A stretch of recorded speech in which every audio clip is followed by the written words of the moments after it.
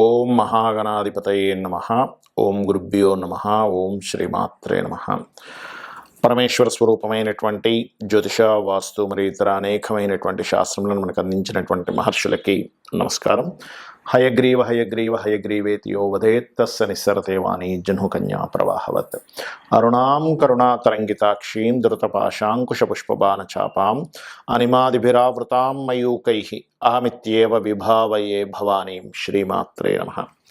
ప్రేక్షకులకి లలితాంబిక అమ్మవారి యొక్క అనుగ్రహం పరిపూర్ణంగా కలగాలని మనస్ఫూర్తిగా కోరుకుంటూ మనం ఈరోజు చెప్పుకోవేటువంటి టాపిక్, మన జీవితంలో ధనం వచ్చేటువంటి మార్గం ఏ రూపంలో ఉంటుంది, మనం నష్టపోయేటువంటి మార్గం ఏ రూపంలో వస్తుంది అనేటువంటి విషయం మనకు తెలిసినట్లయితే జీవితంలో నష్టపోకుండా ఉంటాము, ధనం రాబడి ఉంటుంది. అయితే దీనికి ప్రతి లగ్నానికి స్పెసిఫిక్గా కొన్ని ఉంటాయి. అలాగే అసలు date of birth, time, place తెలియని వాళ్ళకు కూడా ఎలా చేసుకోవాలనేటువంటి చెప్తాను. కాబట్టి ఏంటంటే వీడియో ఎండింగ్ వరకు చూస్తే ఇన్ఫర్మేషన్ అనేటువంటిది ఉంటుంది. మొట్టమొదటిగా మనం ఇక్కడ కండిషన్స్ అసలు ఏమిటి, మళ్ళీ ఇక్కడ విదేశాల్లో ఉద్యోగం చేసే వాళ్ళకి వేరే ఉంటుంది, అవన్నీ కూడా నేను మీకు ఆఖరి వరకు చెప్తాను, చూస్తూ ఉండండి. సింహలగ్నము, సింహరాశి. సింహం వారికి కనుక చూసుకున్నట్లయితే పర్టికులర్గా మీకు ఈ కారకుడు ఎవరైతే ఉన్నారో, అంటే సింహ లగ్నానికి దీనికి ఈ కారకుడు పర్టికులర్గా మీకు ఇచ్చేటువంటి రిజల్ట్ ఏమిటి అంటే యూనిక్నెస్ అండి. ఫస్ట్ ఆఫ్ ఆల్ సింహలగ్నం అంటే యూనిక్నెస్, లాయల్, డిఫరెంట్గా చేయాలి, డిఫరెంట్గా చేసి నేను ఒక దీంట్లోకి వెళ్ళాలి. నిజంగానే వాళ్ళు డిఫరెంట్గా చేస్తారు కూడా ఎనీ వర్క్. ఒక సింహానికి ఉండేటువంటి లక్షణాలు వాళ్ళకు ఉంటాయి. అలాంటి సింహం అనగా కోపంగా ఉంటుందండి, నరసింహస్వామిలాగా ఉగ్రంగా ఉంటారు, అందరి మీద పడిపోయి ఇబ్బంది పెట్టా సరే ఏముండదు, అంతా ఉత్తి మాటలు. చాలా మంచి వాళ్ళు కూడా ఉంటారు సింహలగ్నంలో పుట్టిన వాళ్ళు. చాలా ఉదార స్వభావం ఎక్కువగా ఉంటుంది, అయ్యో కరిగిపోయే స్వభావం ఉంటుంది. సూర్యుడు ఏంటంటే లవ్, న్యాచురల్ లవ్కి కారకుడు అనమాట. సింహలగ్నం వారు రాసి గుర్తుపెట్టుకోండి. అయితే ఇక్కడ ఏంటంటే ఇట్స్ డిపెండ్ ఆన్ వాళ్ళు గొడవ పెడతారా, గొడవ పెట్టరా, వాదిస్తారా, వాదించరా అనేది లగ్నం బట్టే కాదు. Depend on Mars, Mercury. ఇప్పుడు మార్స్ మెర్క్యూరీ కాంబినేషన్ ఉంది, ఆర్గ్యుమెంటివ్ అవుతారు. సాటర్న్ కూడా కనెక్ట్ చేయడు, గొడవ పెట్టేసి కొట్టేసుకుంటారు. That is different thing. అది ఈ ఒక్క లగ్నం కదా, అన్ని లగ్నాలకి అది వర్తిస్తుంది. That is different thing. అయితే అది డిపెండ్ ఆన్ పోర్ట్ఫోలియోస్, గ్రహాలు, అది ఉండే నక్షత్రాలు, ఇట్స్ లాట్ ఆఫ్ కాంబినేషన్స్ ఉంటాయి. అయితే ఇక్కడ ఈ సింహం వరకు చూసుకుంటే కనుక మీకు ధనాన్ని ఇచ్చే కారకుడు ఎవరు అంటే మెర్క్యూరీ.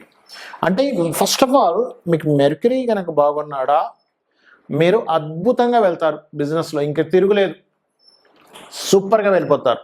మీరు ఇందులో వెళ్తారని లేదు, ఇంకా మీరు లైఫ్ లాంగ్ బిజినెస్లో ఒకసారి అడుగు పెట్టారా సూపర్. కానీ అదే మెర్క్యూరీ పాడయ్యాడా మీరు బిజినెస్ పెట్టడానికి 1కి 100 సార్లు ఆలోచించండి. మరి ఏమండి, మరి సెకండ్ లార్డ్ పోయాడు, మరి నెక్స్ట్ ఆప్షన్ 5th లార్డ్ అంటున్నారు కదా, అంటే ఎవరు? జూపిటర్ అవుతాడు మీకు 5th లార్డ్, అంటే పంచమాధిపతి. పంచమాధిపతి కనుక బాగుంటే ఆయనకి అష్టమాధిపత్యం కూడా వచ్చింది. కాబట్టి మీ పూర్వీకుల ఆస్తుల్ని డెవలప్ చేయడం ద్వారా మీరు బాగా కలిసి వస్తుంది మీకు. అంటే తాతగారితో ఒక 100 ఎకరాలు ఉండేది, లేకపోతే 10 ఎకరాలు ఉండేది, 5 ఎకరాలు ఉండేది, ఎంతో కొంత. లేకపోతే సిటీలోనే ఒక 1000 గజాలు 1200 గజాలు ఉందండి, దాన్ని మేము డెవలప్మెంట్కి ఇచ్చాము, తాతగారు ఆస్తి, అది మాకు ఫ్లాట్లు అమ్మిన తర్వాత మాకు 40% 60% ఏదో సంథింగ్ మాట్లాడుకుంటారు, అలా వచ్చింది, దాని మీద రెంట్స్ అట్లా వస్తాయి. అంటే ఏమిటి, మీ జన్మజాతకంలో ఏ రూట్లో ఉంది, ఎక్కడ ఉంది, ఎట్లా ఉంది ఈజ్ మోస్ట్ ఇంపార్టెంట్. ఆ మోస్ట్ ఇంపార్టెంట్ పార్ట్ ఏంటంటే మీకు ఎలా ఇస్తుందో పట్టుకోవాలి, ఏ రూపంలో ఇస్తుందో పట్టుకోవాలి. అది పట్టుకోకుండా మనం రకరకాల క్యాలిక్యులేషన్స్ వేసి మార్కెట్ ఇది ఉంది కాబట్టి ఇది చేసేస్తాను, మార్కెట్ అది ఉంది కాబట్టి అది చేసేస్తాను అనుకుంటుంటే చాలామంది ఇబ్బంది పడుతూ ఉంటారు. అట్లా ఏంటంటే మీ 5th లార్డ్ లేదంటే 5th లార్డ్ కూడా క్యాన్సల్, పాడైపోయాడు. ఇప్పుడు 9th lord, 4 and 9th lord కనుక బాగున్నాడు మీకు భూముల వల్ల విపరీతం కలిసి వస్తుంది. అంటే మార్స్ బాగుండాలి. చాలామంది చూడండి, నేను రియల్ ఎస్టేట్లో కోట్లు సంపాదించాను అంటాడు, ఇంకో వ్యక్తి అదే రియల్ ఎస్టేట్లోకి వెళ్ళి నాశనం అయిపోయానండి అంటాడు. ఏమండి, మరి భూమి అందరికీ డబ్బులు ఇవ్వాలిగా, ఎందుకు ఇవ్వట్లేదు అంటే వాళ్ళకి భూమి ద్వారా ధనయోగం ఉంది, ఇంకొంతమందికి భూమి ద్వారా డబ్బులు లేవు. ఎందుకు ఉండవు? బికాజ్ ఆఫ్ సింహలగ్నానికి కుజుడు రాజయోగ కారకుడు. మరి ఎందుకు ఇవ్వడు? పాడైపోయాడు కాబట్టి ఇవ్వడు. అంటే రాజయోగాన్ని ఇవ్వాల్సిన కారకుడే చతుర్థ భాగ్యాధిపతి పాడయ్యాడు. ఎప్పుడైతే మీకు ఆ గ్రహం పాడైందో అది ఇవ్వదు. ఇది గుర్తుపెట్టుకోండి. ఎలా అంటే చిన్న ఎగ్జాంపుల్ చెప్తా. ఇప్పుడు మీకు ఒక కారు ఉంది, మీ కారే, కానీ బ్రేకులు ఫెయిల్ అయింది. పరిస్థితి ఏమిటి? యాక్సిడెంట్ అయిపోతుంది. మీ ఇంట్లో పిల్లడు ఉన్నాడు, మీ అబ్బాయి మీ అమ్మాయి అనుకుందాం, ఒక ఎఫ్ఐఆర్లో ఇరుక్కున్నారు, సంథింగ్ ఏదో అయింది, మీరు ఒప్పుకోలేదు, చేసుకోవడం వీల్లేదు, మీ ఇంట్లో ఉండే నగలు డబ్బులు తీసుకొని పారిపోతుంది అమ్మాయి. అంటే చిన్న ఎగ్జాంపుల్ చెప్తున్నా, అది కంపల్సరీ పారిపోవాలని కాదు, పారిపోకూడదని కాదు, ఎగ్జాంపుల్గా అర్థం చేసుకోండి.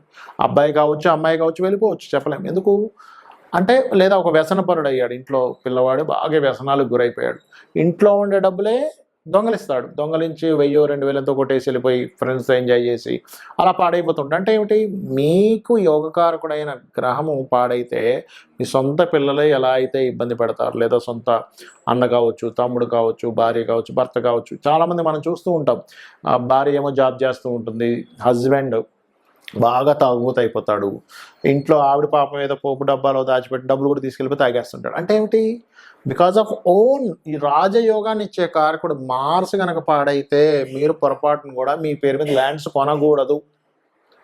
బాగున్నాడా, రియల్ ఎస్టేట్ చేయండి, ఇంకా కోట్లు తిరుగుండదు. ఇట్స్ డిపెండ్ ఆన్ ఆ ప్లానెట్ ఎందులో ఇస్తుంది. ఆ దశ రావాలని లేదు, ప్రతిసారి దశ వస్తే ఇంకా విపరీతం కలిసి వస్తుంది. దశ రాకపోయినా మీకు అది ఇస్తుందంటే అందులో వెళ్ళండి. ఫస్ట్ ఆఫ్ ఆల్ మీరు మీ జాతకంలో దేని ద్వారా డబ్బులు ఉన్నాయో తెలుసుకోండి, అప్పుడు మీరు ఖచ్చితంగా మీరు పైకి వస్తారు, అందులో ఎటువంటి డౌట్ లేదు. అదేవిధంగా కొంతమందికి విదేశాల్లో ధనం, అది 12th లార్డ్ కనెక్టివిటీ ద్వారా వస్తుంది. విదేశాలకు వెళ్ళి డబ్బులు సంపాదిస్తానా, 12th లార్డ్ విదేశీ యోగం ఉందా లేదా. అదేవిధంగా ఇక్కడ చంద్రుడు 12వ స్థానాధిపతి అవుతాడు. చంద్రుడు కనుక పాడయ్యాడు అనుకోండి, ఇన్వెస్ట్మెంట్స్, చాలామంది చాలా తక్కువ దాంతో ఎక్కువ డబ్బులు వచ్చేది వాటర్ ప్లాంట్స్ కదండి అని వాటర్ ప్లాంట్ పెట్టేస్తారు. కానీ వాళ్ళ కర్మకాలి ఎందుకో వాళ్ళు వాటర్ ప్లాంట్ పెడతారు, కానీ ఎక్కడికి వెళ్ళినా సరే మార్కెటింగ్ అవ్వదు, బికాజ్ ఆఫ్ మూన్ పాడైపోతాడు. కొంతమంది హోటల్స్ పెడతారు, పాడైపోతుంది. విదేశాలకు వెళ్తారు, అంటే ఏమిటి, మూమెంట్, చంద్రుడు ఇస్ ద మూమెంట్, చంద్రుడు ఇస్ ద ప్రయాణం, చంద్రుడు ఒక దగ్గరికి వెళ్ళడం, అక్కడికి వెళ్ళి సెటిల్ అవ్వడం, లేదా సాఫ్ట్వేర్ కంపెనీస్ పెట్టడం చంద్రుడు అంటే, అట్లా డయాగ్నోటిక్ సెంటర్స్ పెట్టడం, ఫార్మా కంపెనీస్ పెట్టడం. ఇక్కడ ఏమవుతుందంటే ఆ మూన్ కనుక పాడయ్యాడా, మీరు దయచేసి వాటి జోలికి వెళ్ళకండి. జ్యోతిశాస్త్రం అంటే నేను ఎలా వెళ్ళాలి, ఏ రూట్లో వెళ్ళాలని చూపించే ఒక టార్చ్, ఒక లైట్ లాంటిది, ఒక అద్భుతమైనటువంటి జ్యోతిది చూపిస్తుంది. కాబట్టి మీరు అది పర్టికులర్గా తెలుసుకోండి. ఇక మీరు చేయవలసినటువంటి అంటే దేవతారాధన ఏమిటి, సుబ్రహ్మణ్యేశ్వర స్వామి ఆరాధన లేదా దత్తాత్రేయుడి యొక్క ఆరాధన చేయండి, ఖచ్చితంగా మీకు బాగుంటుంది. ఇక్కడ ముఖ్యంగా మీకు నేను చెప్పాను, ధనాధిపతి ఒక గ్రహంతో కనెక్ట్ అయినప్పుడు దాని మూలంగా డబ్బులు వస్తాయి. అంటే చిన్న ఎగ్జాంపుల్ చెప్తాను చూడండి.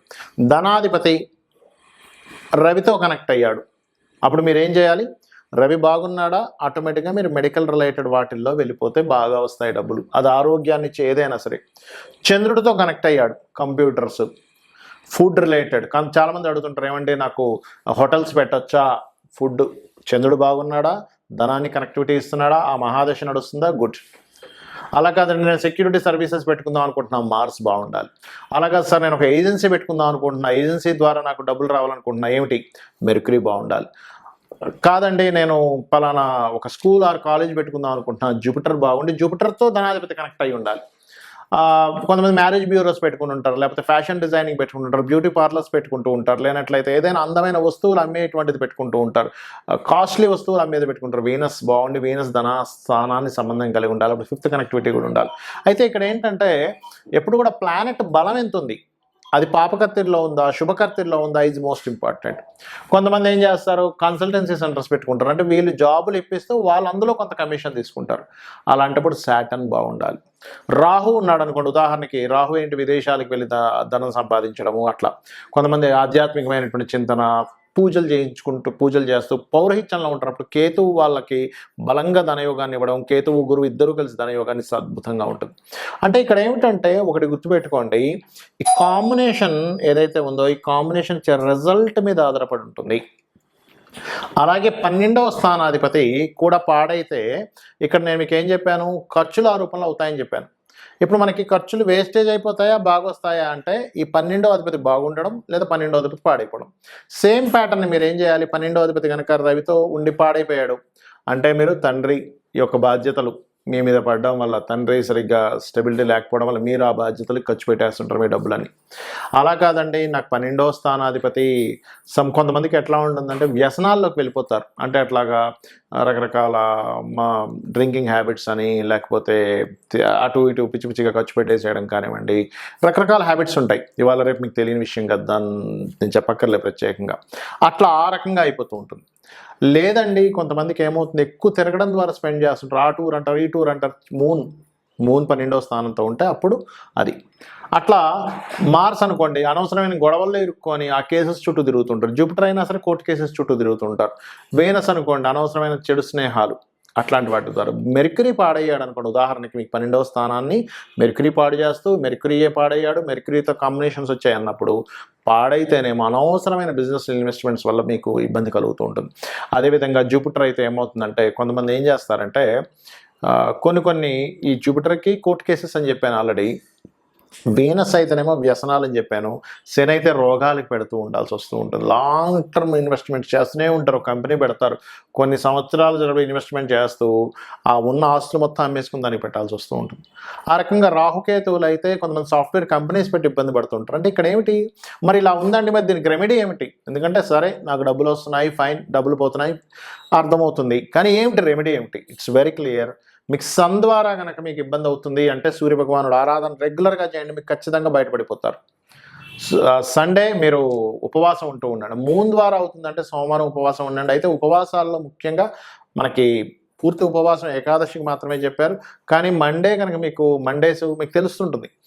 మండేస్ ఎక్కువగా ఇబ్బంది వస్తుంది నాకు, ఎందుకంటే జాతకం లేదు. సండేసే నేను ఎక్కువ ఇబ్బంది పడుతున్నాను. సన్ నక్షత్రాల్లో అంటే ఏంటి, కృత్తిక, ఉత్తరాషాఢ నక్షత్రాలు ఎక్కువగా అవుతుంది అన్నప్పుడు మీరు సండేస్ ఉపవాసం ఉండాలి, సూర్య నమస్కారాలు చేస్తూ ఉండాలి. చంద్రుడి ద్వారా వస్తుంది, సోమవారాల్లో నాకు ఎక్కువ నష్టం జరుగుతుంది, ఎందుకంటే ఇక్కడ జాతకం లేని వాళ్ళకు కూడా చెప్తానన్నాను నేను మీకు.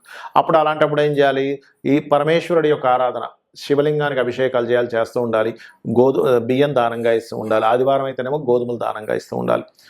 అదే మంగళవారాలు అవుతున్నాయి అనుకోండి, స్కందుని యొక్క ఆరాధన చేస్తూ, కుజగ్రహం దగ్గర దీపారాధన చేస్తూ కందులు దానంగా ఇస్తూ ఉండాలి. బుధవారం ఎక్కువగా నాకు నష్టాలు వస్తున్నాయండి అని మీకు ఒక తెలుస్తూ ఉంటుంది. అలాంటప్పుడు ఏం చేయాలి అంటే మీరు పెసలు దానంగా ఇస్తూ ఉండాలి. అదేవిధంగా గోవులకి గోంగూర తినిపిస్తూ ఉండాలి. అదేవిధంగా గురువారం అవుతుంది అనుకోండి, శనగలు దానంగా ఇవ్వడము, నవగ్రహాల్లో గురుగ్రహం దగ్గర దీపారాధన చేయడం. శుక్రవారం ఎక్కువ అవుతుంది అనుకోండి, బొబ్బర్లు దానంగా ఇవ్వడం, అమ్మవారి ఆరాధన చేయడం, అమ్మవారి ఆలయాలకు వెళ్ళడం. శనివారం అవుతుంది అనుకోండి, మీకు ఈశ్వరారాధన చేయడము లేదా ఆంజనేయ స్వామి ఆరాధన చేయడము, నువ్వులు దానంగా ఇవ్వడము. శనికి సంబంధించిన ఎక్కువగా ఇబ్బంది ఉందనుకోండి, నూనెలో మీ ముఖాన్ని చూసుకొని దాన్ని చక్కగా బాటిల్లో వేసి ఈశ్వరాలయంలో దీపారాధన కోసం ఇవ్వండి. ఖచ్చితంగా మీ దోషం అనేటువంటిది పోతుంది. రాహుకేతువులు అయితే రాహుకేతువుల దగ్గర దీపారాధన చేస్తూ గణపతి మరియు దుర్గాదేవి యొక్క ఆరాధన చేస్తూ ఉండాలి. ఇలా గనక చేసినట్లయితే మీరు 100% ఖర్చుల నుంచి బయటపడతారు, సంపాదన అనేటువంటిది పెరుగుతుంది. అయితే ఇక్కడ ఏంటంటే ఒక మంత్రం బలంగా మీరు కనుక చేయగలిగితే, ఒకవేళ అప్పులున్నాయి, ఓం అపర్ణాయే నమః, అదేవిధంగా ఓం సంపత్కరీ సమారూఢ సింధుర బ్రజ సేవితాయ నమః, ఖచ్చితంగా మీకు ఫైనాన్షియల్ గ్రోత్ పెరుగుతుంది. దీంతోపాటు ఇంకా వీలైతే కనుక ఓం ధర్మాధ్యక్ష ధనాధ్యక్ష ధనధాన్య వివర్ధనీయ నమః, ఇవి చేసుకుంటూ మీరు ఒకవేళ నేను బిజినెస్ లైన్స్లో ఉన్నానండి, బిజినెస్ ఎదుగుదల కావాలి అనుకునేటువంటి వారు ఓం ఇంద్రగోప పరిక్షిప్త స్మరతూనా భజంగికాయ నమః అనేటువంటి మంత్రం కనుక చేసుకున్నట్లయితే 100% మీరు సక్సెస్ అయి తీరుతారు, సక్సెస్ని మీరు పొందుతారు.